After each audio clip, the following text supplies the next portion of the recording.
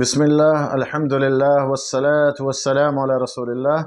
محترم ناظرین، کیا آپ جانتے ہیں کہ دین اسلام میں پیڑ پودا لگانے کی کتنی فضیلت اور اہمیت ہے؟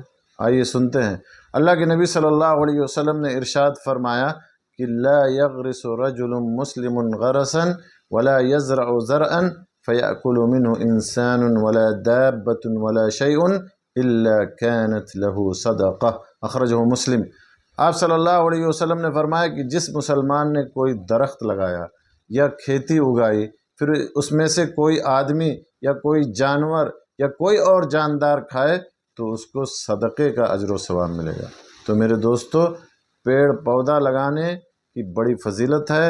حیوانوں، جانوروں اور انسانوں کا پیڑ پودوں سے کچھ کھانا ان کے لگانے والوں کے حق میں صدقہ ہے۔ تو ہمیں بھی چاہیے کہ ہم بھی پیڑ پودا لگا کر کے زیادہ سے زیادہ اجر و ثواب حاصل کرنے کی کوشش کریں۔ اللہ تعالی ہمیں اس کی توفیق عطا فرمائے، آمین۔ وآخر دعوانا ان الحمد للہ رب العالمین۔